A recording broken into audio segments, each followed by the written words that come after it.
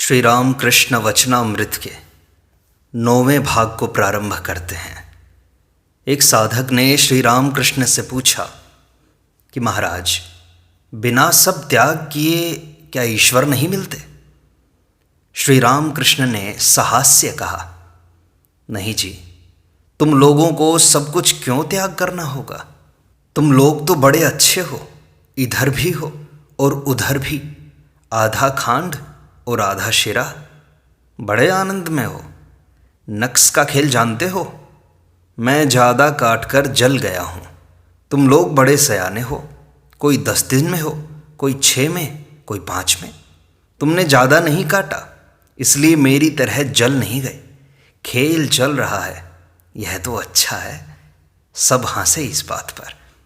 सच कहता हूँ, तुम लोग गृहस्थी में हो, इसमें कोई दोष नहीं, पर मन ईश्वर की ओर रखना चाहिए, नहीं तो बात नहीं बनेगी। एक हाथ से काम करो और एक हाथ से ईश्वर को पकड़े रहो। काम खत्म हो जाने पर दोनों हाथों से ईश्वर को पकड़ लेना। सब कुछ मन पर निर्भर है। मन ही से बद्ध है और मन ही से मुक्त। मन पर जो रंग चढ़ाओगे उसी से वह रंग जाएगा। जैसे रंगरेज के घर के कपड़े, लाल रंग से रंगो तो लाल, हरे से रंगो तो हरे, सब्ज से रंगो तो सब्ज। जिस रंग से रंगो वही रंग चढ़ जाएगा। देखो ना, अगर कुछ अंग्रेजी पढ़ लो तो मुंह में अंग्रेजी शब्द आ जाते हैं, और पैरों में बूट, जूता, सीटी बजाकर गाना, ये सब आ जाते हैं। और पंडित संस्कृत पढ़े तो श्लोक आवृत्ति करने लगता है। मन को यदि कुसंग में रखो तो वैसी ही बातचीत, वैसी ही चिंता हो जाएगी। यदि भक्तों के साथ रखो तो ईश्वर चिंतन, भगवत प्रसंग, ये सब होंगे। मन ही को लेकर सब कुछ है। एक और स्त्री है और एक और संतान। स्त्री को एक भाव से और संतान को दूसरे भाव से प्यार करता है, किंतु है एक ही मन। श्री रामकृष्ण आगे कहते हैं, सर्वधर्मान परित्यज्य मामेकं शरणं व्रज, अहम त्वा सर्व पापेभ्यो मोक्षयिष्यामि मा शुचः। मन ही में बंधन है और मन ही में मुक्ति। मैं मुक्त पुरुष हूँ, चाहे संसार में रहूँ चाहे अरण्य में। मुझे बंधन कैसा? मैं ईश्वर की संतान हूँ, राजाधिराज का बेटा। मुझे भला कौन बांध सकता है? सांप के काटने पर यदि दृढ़ता के साथ यह कहा जाए कि विष नहीं है, तो सचमुच विष उतर जाता है। उसी प्रकार दृढ़ता के साथ यह कहते कहते कि मैं बद्ध नहीं, मैं मुक्त हूँ, वास्तव में वैसा ही हो जाता है। मनुष्य मुक्त ही हो जाता है। ईश्वर के नाम पर इस प्रकार का ज्वलंत विश्वास होना चाहिए।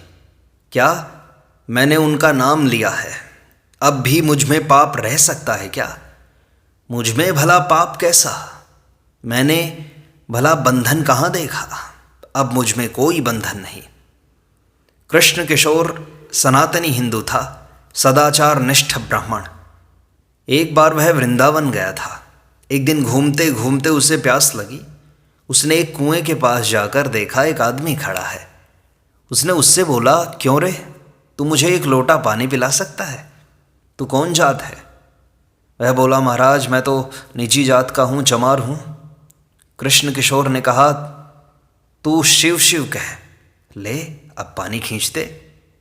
भगवान का नाम लेने से मनुष्य का शरीर, मन, सब कुछ शुद्ध हो जाता है। केवल पाप, नरक, यही सब बातें क्यों? एक बार कहो कि जो कुछ अयोग्य काम किए हैं उन्हें फिर नहीं करूँगा, और भगवान के नाम पर विश्वास रखो।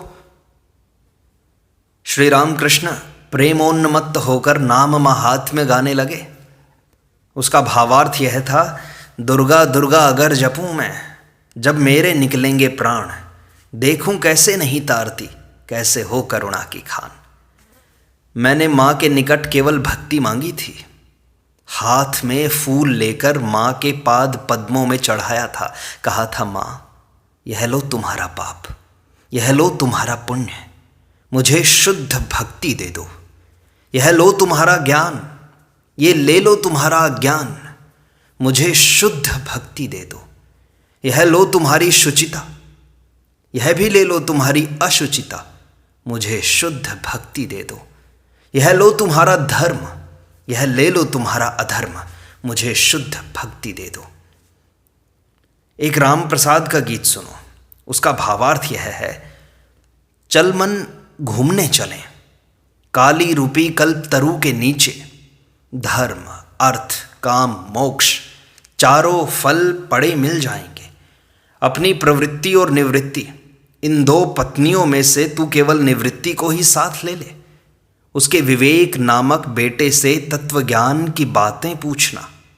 शुचि अशुचि दोनों को साथ लेकर तू दिव्य गृह में कब सोएगा? जब इन दोनों सोतों में प्रीति स्थापित होगी, तभी तू श्यामा माँ को पाएगा। अहंकार और अविद्या तेरे पिता और माता हैं, दोनों को भगा दे। यदि मोह तुझे पकड़कर खींचे तो तू धैर्य रूपी खूंटे को पकड़ के रह। धर्म अधर्म इन दो बकरों को उपेक्षा रूपी खूंटों से बांधे रख। यदि वे नहीं माने तो ज्ञान खड्ग के द्वारा उनका बलिदान कर देना। प्रवृत्ति नामक पहली पत्नी की संतानों को दूर ही से समझाना। यदि वे न माने तो उन्हें ज्ञान सिंधु में डुबो देना। राम प्रसाद कहता है, ऐसे करने पर तू यम को सही जवाब दे सकेगा और तभी तू सच्चा मन होगा। गाना समाप्त करके श्री रामकृष्ण बोले, संसार में रहकर ईश्वर लाभ क्यों नहीं होगा भला? जनक राजा को हुआ था। राम प्रसाद ने कहा था, यह संसार धोखे की जगह है, परंतु ईश्वर के चरण कमलों में भक्ति होने पर यह संसार मौज की जगह है। मैं यहाँ खाता पीता और मौज उड़ाता हूँ। जनक राजा महातेजस्वी था, उसकी किसी बात में कसर नहीं थी। उसने यह और वह दोनों बाजू संभाल कर दूध का प्याला पिया था। परंतु कोई एकदम फट से राजा जनक नहीं बन जाता। जनक राजा ने निर्जन में बहुत तपस्या की थी। संसार में रहते हुए भी बीच बीच में एकांत वास करना चाहिए। गृहस्थी से बाहर निकलकर एकांत में अकेले रहकर अगर भगवान के लिए 3 दिन ही रोया जाए तो वो भी अच्छा है। यहाँ तक कि यदि अवसर पाकर एक ही दिन निर्जन में रहकर भगवत चिंतन किया जाए तो वह भी अच्छा है। लोग स्त्री पुत्रों के लिए रोकर लोटा भर आंसू बहाते हैं, ईश्वर के लिए भला कौन रोता है? बीच बीच में निर्जन में रहकर भगवत प्राप्ति के लिए साधना करनी चाहिए। संसार के भीतर विशेषकर कामकाज की झंझट में रहकर प्रथम अवस्था में मन को स्थिर करते समय अनेक बाधाएं आती हैं। जैसे रास्ते के किनारे लगाया हुआ पेड़, जिस समय वह पौधे की स्थिति में रहता है उस समय घेरा न लगाने पर गाय बकरियां खा जाती हैं। प्रथम अवस्था में घेरा, किंतु बाद में तना मजबूत होने पर घेरे की आवश्यकता नहीं रहती। फिर उसे हाथी बांधने पर भी कुछ नहीं होता। रोग तो हुआ है सन्निपात का, पर जिस कमरे में सन्निपात का रोगी है उसी कमरे में पानी का घड़ा और इमली का अचार रखा है। अगर रोगी को आराम पहुंचाना चाहते हो तो पहले उसे उस कमरे से हटाना होगा। संसारी जीव मानो सन्निपात का रोगी है और विषय है पानी का घड़ा। विषय भोग तृष्णा मानो जल तृष्णा है। इमली अचार की बात सिर्फ सोचते ही मुंह में पानी आ जाता है। वे चीज़ें पास नहीं लानी पड़ती। ऐसी चीज़ रोगी के कमरे में ही रखी है। संसार में स्त्री सहवास ऐसी ही चीज़ है, इसलिए निर्जन में जाकर चिकित्सा कराना आवश्यक है। विवेक वैराग्य प्राप्त करके संसार में प्रवेश करना चाहिए। संसार समुद्र में काम क्रोध आदि मगर हैं। बदन में हल्दी मलकर पानी में उतरने पर मगर का डर नहीं रहता। विवेक वैराग्य ही तो हल्दी है। सत असत विचार का नाम विवेक है। ईश्वर ही सत है, नित्य वस्तु है, बाकी सब असत अनित्य हैं, 2 दिन के लिए हैं। यह बोध ही तो विवेक है। और ईश्वर के प्रति अनुराग चाहिए, प्रेम चाहिए, आकर्षण चाहिए, जैसा गोपियों का कृष्ण के प्रति था। एक गाना सुनो, भावार्थ यह है, विपिन में बंसी बज उठी, मुझे तो जाना ही होगा, श्याम मेरी राह देख रहा है, तुम लोग चलोगी या नहीं ये बताओ तो सही। तुम लोगों के लिए श्याम एक नाम होगा, पर सखी मेरे लिए श्याम हृदय की व्यथा है। बंसी तुम्हारे कान में बजती है, पर मेरे तो वह हृदय में बजती है। श्याम की बंसी बज रही है, हे राधे अब चलो, तुम्हारे बिना कुंज में शोभा नहीं आती। श्री राम कृष्ण ने अश्रुपूर्ण नेत्रों से यह गीत गाते गाते केशववादी भक्तों से कहा, राधा कृष्ण को मानो या ना मानो, पर उनके इस आकर्षण को तो ग्रहण करो। ईश्वर के लिए इस प्रकार की व्याकुलता हो, इसके लिए प्रयत्न करो। व्याकुलता आते ही उन्हें प्राप्त किया जा सकता है। फिर अगले दिन विजय और केशव दोनों ही संकुचित होकर बैठे हैं। जिस प्रकार दो नादान बच्चों में झगड़ा हो जाने पर कोई बड़ा व्यक्ति समझौता करा देता है, उसी प्रकार श्री राम कृष्ण उन दोनों के बीच समझौता कराने लगे। सर्वभूत हिते रता। श्री राम कृष्ण केशव के प्रति कहते हैं, अजी ये विजय आए हैं, तुम लोगों का झगड़ा विवाद मानो शिव और राम की लड़ाई है। राम के गुरु शिव हैं, दोनों में युद्ध भी हुआ, फिर संधि भी हो गई, पर शिव के भूत प्रेत और राम के बंदर ऐसे थे कि उनका झगड़ना किचकिचाना रुकता ही न था। अपने ही लोग हैं, ऐसा होता ही है। लव कुश ने भी राम के साथ युद्ध किया था।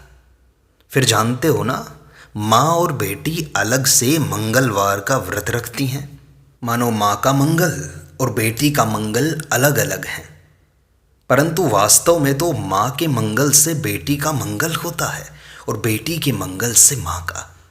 इसी तरह तुम में से एक के एक समाज हैं, अब दूसरे को भी एक चाहिए। पर यह सब जरूरी है। तुम कहोगे कि जहाँ भगवान ने स्वयं लीला की, वहाँ जटिला कुटिला की क्या जरूरत थी? पर जटिला कुटिला के सिवा लीला पुष्ट नहीं हो पाती, बिना उनके रंग नहीं चढ़ता। सब इस बात को सुनकर जोर से हंसते हैं। रामानुज विशिष्टाद्वैतवादी थे, उनके गुरु थे अद्वैतवादी। आखिर दोनों में अनबन होने लगी। गुरु शिष्य आपस में एक दूसरे के मत का खंडन करने लगे।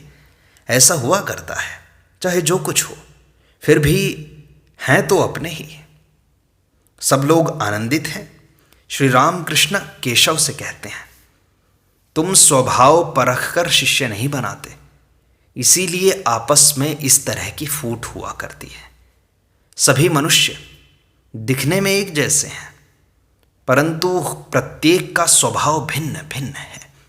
किसी के भीतर सत्वगुण अधिक है, किसी के भीतर रजोगुण, तो किसी के भीतर तमोगुण। गुजियाँ बाहर से एक सी दिखाई देती हैं, पर किसी के भीतर खोया, किसी के भीतर नारियल, तो किसी के भीतर उड़द की दाल होती है। मेरा भाव क्या है जानते हो? मैं खाता पीता और मज़े में रहता हूँ, बाकी की सब माँ ही जाने। 3 बातों से मेरी देह में मानो कांटा चुभ जाता है, गुरु, कर्ता और बाबा। गुरु एकमात्र सच्चिदानंद ही हैं, वे ही सब लोग को शिक्षा देंगे। मेरा तो संतान भाव है। वैसे मनुष्य गुरु तो लाखों मिलते हैं, सभी गुरु बनना चाहते हैं, भला शिष्य कौन बनना चाहता है? लोक शिक्षा देना बड़ा कठिन है। यदि ईश्वर का साक्षात्कार हो और वे आदेश दें तो यह संभव हो सकता है। नारद, शुकदेव इत्यादि को आदेश हुआ था, शंकराचार्य को आदेश हुआ था। आदेश न मिलने से तुम्हारी बात कौन सुनेगा भला? कलकत्ते में लोगों की हुल्लड़बाजी तो जानते ही हो। जब तक नीचे लकड़ी जलती है तब तक दूध उफन कर ऊपर आता है, लकड़ी को खींच लेते ही सब कुछ शांत हो जाता है। कलकत्ते के लोग हुल्लड़बाज हैं। अभी एक जगह कुआं खोद रहे हैं, पानी चाहिए, वहाँ पत्थर निकलने लगे कि खोदना छोड़ दिया, और एक जगह खोदना शुरू किया, वहाँ रेती निकलने लगी तो वह भी जगह छोड़ दी। यही तो उनका हाल है। परंतु आदेश मिला है, यह केवल मन में सोच लेने से नहीं चलता। ईश्वर सचमुच ही दर्शन देते हैं और बातचीत करते हैं। इसी अवस्था में आदेश प्राप्त हो सकता है। इस प्रकार आदेश प्राप्त व्यक्ति की बातों में कितना जोर होता है, पर्वत भी टल जाता है। सिर्फ लेक्चर से क्या होगा? लोग कुछ दिन सुनेंगे, फिर भूल जाएंगे, उसके अनुसार नहीं चलेंगे। उस ओर हालदार पुकुर नाम का एक तालाब है। कुछ लोग उसके किनारे रोज सवेरे पखाना फिरा करते थे। जो लोग सवेरे स्नान आदि के लिए आते, वे यह देखकर उनके नाम से खूब चिल्लाते, खूब कोसते। पर दूसरे दिन फिर वही हाल, पाखाना फिरना बंद नहीं होता था। तब लोगों ने कंपनी को यह बात जताई। कंपनी वालों ने एक चपरासी को भेजा। जब उस चपरासी ने आकर एक कागज पर चिपका दिया, यहाँ पाखाना न फिरें, तब सब बंद हो गया। लोग शिक्षा देना हो तो चपरास चाहिए, नहीं तो वह हास्यास्पद बात हो जाती है। खुद को ही नहीं मिली, दूसरों को देने चला है। एक अंधा दूसरे अंधे को राह बताते हुए ले चला है। इससे हित होने की बजाय विपरीत ही होता है। ईश्वर लाभ होने पर अंतर्दृष्टि प्राप्त होती है। उसी समय किसे कौन सा रोग है यह समझ में आता है। योग्य उपदेश दिया जा सकता है। आदेश न मिलने पर मैं लोगों को शिक्षा दे रहा हूँ, इस प्रकार का अहंकार होता है। अहंकार होता है अज्ञान के कारण। अज्ञान से ऐसा लगता है कि मैं करता हूँ, ईश्वर ही करता है, ईश्वर सब कुछ कर रहे हैं, मैं कुछ नहीं कर रहा हूँ। यह बोध हो जाने पर मनुष्य जीवन मुक्त हो गया। मैं करता हूँ, इस बोध के कारण ही इतना दुख, इतनी अशांति पैदा होती है। श्री रामकृष्ण केशवादी से कहते हैं, तुम लोग दुनिया का भला करने की बात कहते हो, क्या दुनिया इतनी छोटी है? और तुम कौन हो दुनिया का भला करने वाले? साधना के द्वारा ईश्वर का साक्षात्कार कर लो, उनका लाभ कर लो। वे यदि शक्ति दें तो सबका हित कर सकोगे, अन्यथा नहीं। एक भक्त कहते हैं, जब तक ईश्वर लाभ न हो जाए तब तक क्या सब कर्म त्याग दें हम? श्री रामकृष्ण कहते हैं, नहीं, कर्मों का त्याग क्यों करोगे? ईश्वर का चिंतन, उनका नाम गुणगान, नित्य कर्म, ये सब करना पड़ेगा। भक्त कहता है, संसार का कर्म या वैषयिक कर्म, इनका क्या करें? श्री रामकृष्ण कहते हैं, हाँ, वो भी करो। संसार यात्रा के निर्वाह के लिए जितना आवश्यक हो उतना ही, परंतु निर्जन में रो रो कर ईश्वर से प्रार्थना करनी होगी, आंसू निकालने होंगे, ताकि इन कर्मों को निष्काम भाव से किया जा सके। कुछ भी करो निष्काम भाव से, उस काम के कर्ता मत बनो। जब भी तुम कर्ता बनोगे तो सारे दुख, शोक, कष्ट तुम्हारे पीछे भागेंगे। एकांतवास में जाओ, ईश्वर के लिए खूब रो, खूब तड़पो और कहो, हे ईश्वर, मेरे विषय कर्म कम कर दो, क्योंकि प्रभु मैं देख रहा हूँ कि ज़्यादा कामकाज के आ पड़ने से मैं तुम्हें भूल जाता हूँ। सोचता हूँ कि मैं निष्काम कर्म कर रहा हूँ, पर वह तो सकाम हो जाता है। दान धर्म आदि अधिक करने गए कि नाम कमाने की इच्छा आ जाती है। शंभू मलिक अस्पताल, दवाखाना, स्कूल, रास्ते, तालाब इत्यादि बनवाने की बात कह रहा था ना। मैंने कहा, जो काम सामने आ पड़ा है, किए बिना नहीं चल सकता, उसी काम को निष्काम होकर करो। जानबूझकर ज़्यादा कामों में उलझना ठीक नहीं है, इससे ईश्वर का विस्मरण हो जाता है। काली घाट में जाकर दान ही करने लग गए, काली के दर्शन हुए ही नहीं। पहले किसी तरह धक्का धुक्की खाकर भी काली दर्शन कर लेना चाहिए, उसके बाद चाहे जितना दान करो या ना करो, इच्छा हो तो खूब करो। ईश्वर लाभ के लिए ही कर्म है।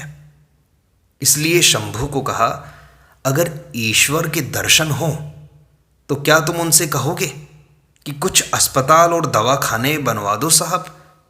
सब लोग हंसते हैं। भक्त कभी इस प्रकार नहीं कहेगा, बल्कि वह तो यही कहेगा, प्रभो मुझे अपने पाद पद्मों में आश्रय दे दो, आपकी चरणों में शरण दे दो, सदा अपने साथ रखो, अपने चरण कमलों के प्रति शुद्ध भक्ति दे दो। कर्मयोग बड़ा कठिन है। शास्त्र में जिन कर्मों के बारे में कहा गया है, कलिकाल में उन्हें करना बड़ा कठिन है। लोग अन्नगत प्राण हैं, जीवन अन्न पर निर्भर है। अधिक कर्म करना संभव नहीं। बुखार होने पर यदि वैद्य जी से चिकित्सा करवाने जाएं तो इधर रोगी खत्म हो जाता है। अधिक देरी सहन नहीं होती। कलयुग में उपाय है भक्ति योग, भगवान का नाम गुणगान और प्रार्थना। भक्ति योग ही युग धर्म है आज का। तुम लोगों का मार्ग भी भक्ति मार्ग ही है। तुम लोग हरि नाम संकीर्तन करते हो, जगदम्बा का गुणगान करते हो, तुम धन्य हो। तुम्हारा भाव बहुत अच्छा है। वेदांतवादियों की तरह तुम लोग संसार को स्वप्नवत नहीं मानते। तुम उस तरह के ब्रह्म ज्ञानी नहीं हो, तुम भक्त हो। तुम ईश्वर को व्यक्ति मानते हो, यह भी अच्छा भाव है। तुम लोग भक्त हो। व्याकुल होकर ईश्वर को पुकारने से उनके दर्शन तुम अवश्य पाओगे। उनके लिए बैठकर, एकांत में बैठकर 2 आंसू निकालो अपने सच्चे हृदय से। वो तुम्हारी पुकार जरूर सुनेंगे। इस प्रकार सत्संग का यह भाग यहीं संपूर्णता को प्राप्त होता है। शेष अगले अंक में।